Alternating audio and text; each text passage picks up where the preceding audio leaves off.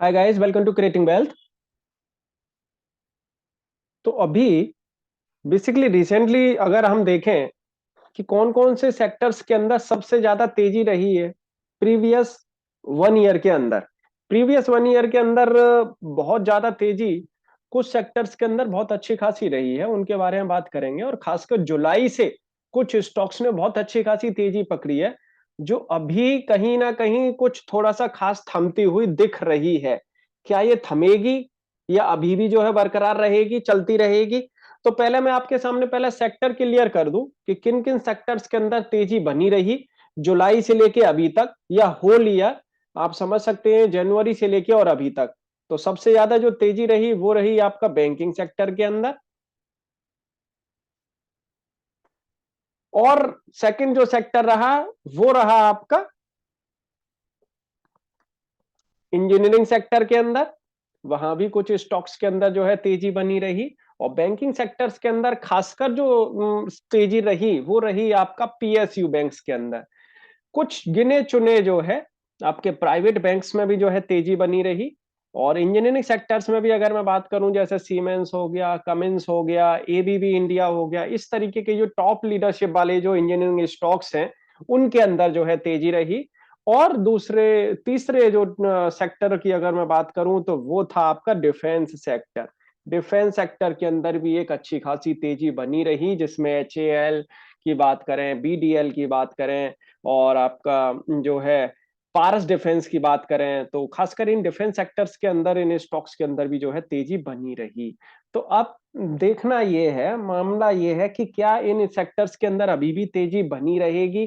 थोड़ा सा यह देखने वाली बात है। आज हम बात करेंगे एक ऐसे ही बैंकिंग सेक्टर से रिलेटेड एक स्टॉक के बारे में, क्योंकि यहाँ पे कहीं ना कहीं अब लगता है कि इस स्टॉक का मोमेंटम कुछ समय के लिए रुक सकता है।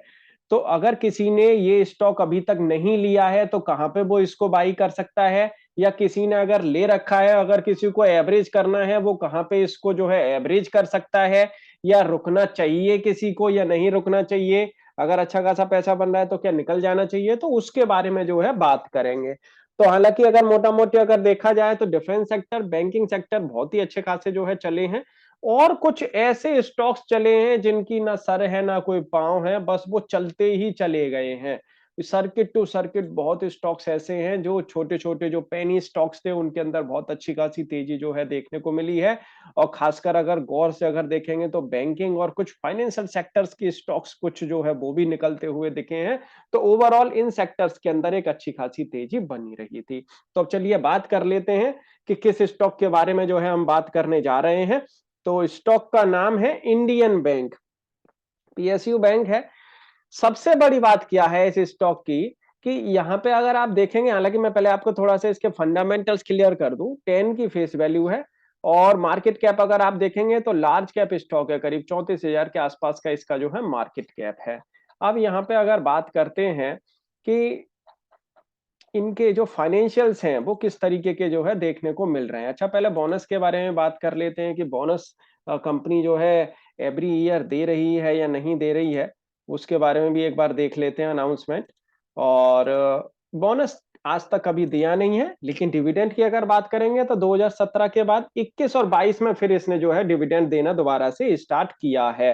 अब यहाँ पे अगर आप देखेंगे फाइनेंशियल्स, एनुअली फाइनेंशियल्स कहीं ना कहीं थोड़े सुधरते हुए दिख रहे हैं।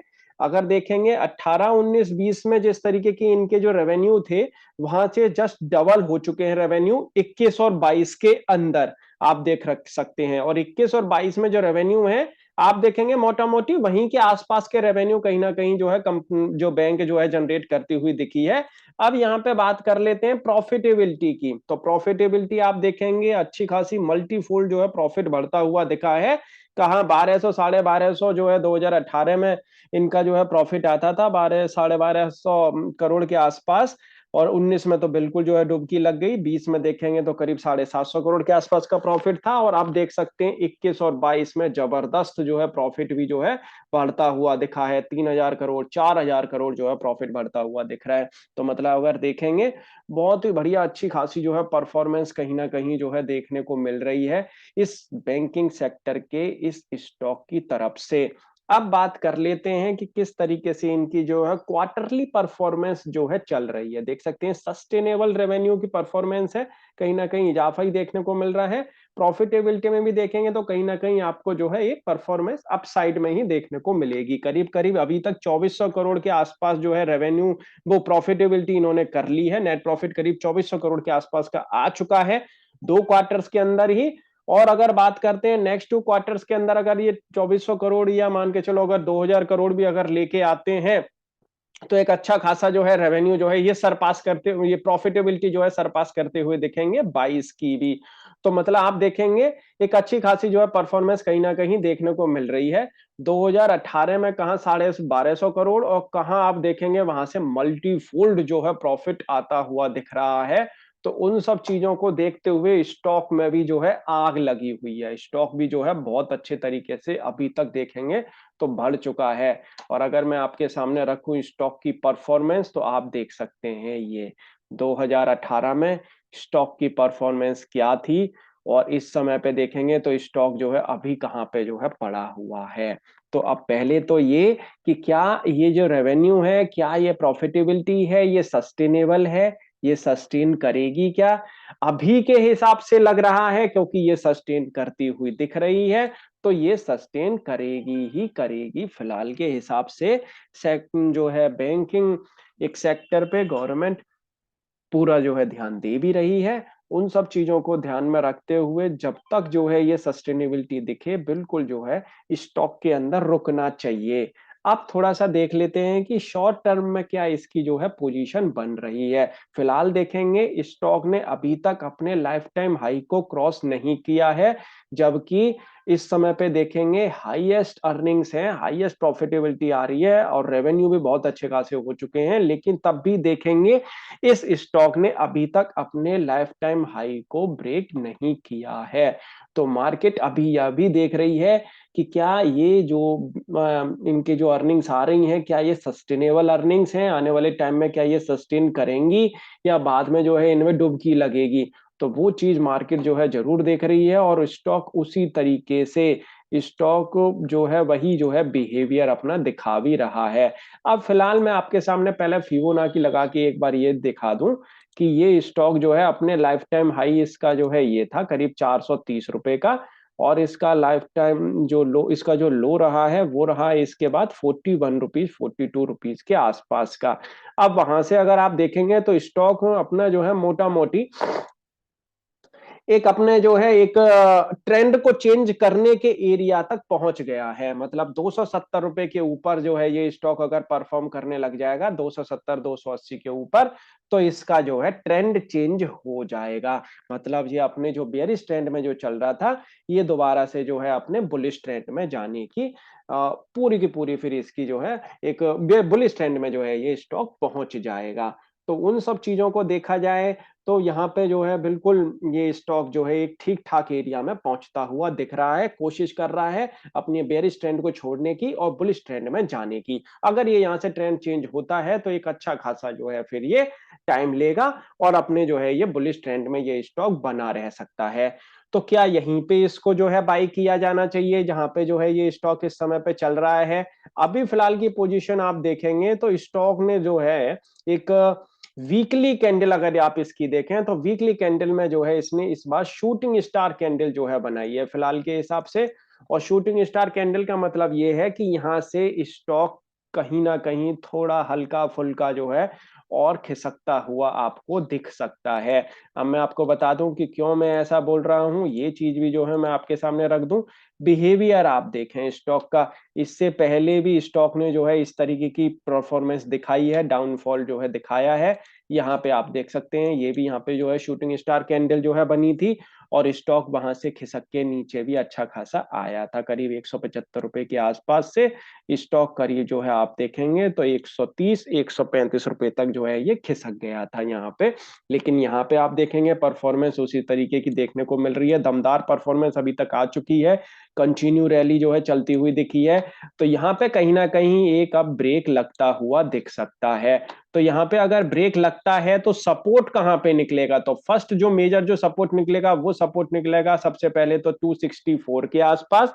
अगर ये सपोर्ट ब्रेक होता है तो यहां से जो है ये स्टॉक फिर ड्रैग हो सकता है आपका करीब करीब 250 255 रुपीज के आसपास तक।